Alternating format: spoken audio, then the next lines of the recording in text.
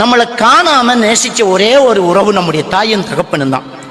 நானும் நீங்களும் நம்முடைய தாயின் கருவறையில் உருவான உடனே அந்த தாய்க்கும் தகப்பனுக்கும் தெரியாது வயிற்றில் இருக்கிறது ஆண் பிள்ளையா பெண் பிள்ளையா, கருப்பா சிவப்பா, நல்லதா கெட்டதா, குருடா செவிடா, எதுவுமே தெரியாது.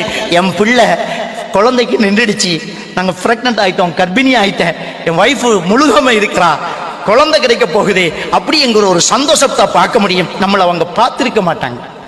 முகம் தெரியாத, இனம் தெரியாத, உருவம் தெரியாத, குணம் தெரியாத ஒரு குழந்தையை தலை மேல சுமந்துக்கிட்டு தகப்பனும் வயிற்றுல சுமந்துக்கிட்டு தாயும் நம்ம மேல பாசம் வச்சிருக்கிறாங்க. ஒரு நாள் நமக்காக அதை சொல்லி காட்டி இருக்க மாட்டாங்க. அந்த குழந்தை உருவானத்துல இருந்து எவ்வளவு வேதனைகளை ஒரு பெண்ணு சந்திச்சுக்கிட்டு இருக்கிறான்.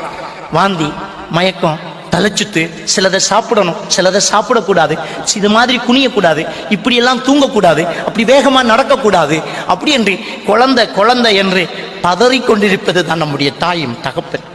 நம்ம சாதாரணமா ஏதாவது ஒரு ஆக்சிடென்ட் ஆகி திடீரென்று கீழே விழுகிறோம்னா நம்ம முதல்ல நம்ம தலையை பார்த்து தான் விழுவோங்க. திடீரென்று தள்ளிவிட்டா தலையை பத்திடுவோம். ஆனால் ஒரு கர்ப்பிணி பெண் கீழே விழுந்தால் அவளை பற்றி யோசிக்கவே மாட்டாள். தன் வயிற்றை மட்டும் பாதுகாத்துக் கொள்ளக்கூடியவள் தான் என்னையும் உங்களையும் பெற்ற தாய்.